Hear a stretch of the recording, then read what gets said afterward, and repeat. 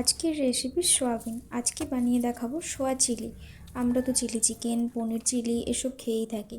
তো আজকে বানিয়ে দেখাবো সোয়া চিলি। সোয়া চিলিটা বানানোর জন্য প্রথমে গরম জলে সোয়াবিন ভিজিয়ে রাখতে হবে। তারপর একটু কাশ্মীরি লঙ্কা, কর্নফ্লাওয়ার, আদা রসুনের পেস্ট, একটু স্বাদ মতো নুন, একটু ময়দা আর একটু হলুদ সব আর তেল দিয়ে ভালো করে মেখে নিতে হবে।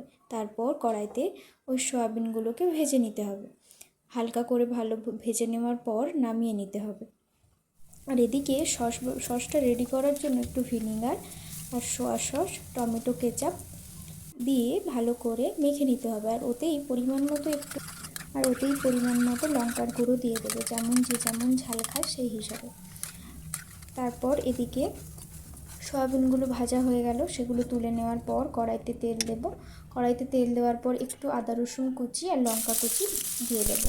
এটা একটু হালকা হালকা ভাজা হওয়ার পর ক্যাপসিকাম, পেঁয়াজ কিউব করে কেটে রাখা আর টমেটো সব হালকা করে ভেজে নেব, তবে হাই ফ্লেমেই ভাজবো। হালকা করে ভেজে আসার পর দিয়ে দিতে হবে সেই বানানো সসটা, মানে ওই vinegar, soya sauce, tomato ketchup আর লঙ্কা গুঁড়ো মেশানো সেই কেচাপটা দিয়ে তারপর একটু জল দিয়ে দিতে হবে। এই বাটিটাও দিয়ে দেবো।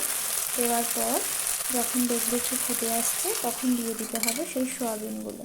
হ্যাঁ, আমি আজ সয়াবিনের সাথে একটু ফুলকপিও দিয়েছি, যদিও সেটা আমার বাড়িতে ছিল, তাই নষ্ট না হওয়ার জন্যই আমি দিয়ে দিলাম।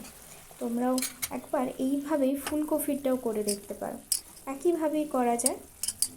তারপর দেখো কিছুক্ষণ ওটা ফুটে আসবে, ফোটানো হয়ে গেলেই রেডি আমাদের সোয়া চিলি। তোমরাও একবার বাড়িতে ট্রাই করে দেখতে পারো, তোমাদেরও নিশ্চয়ই খুবই ভালো লাগবে।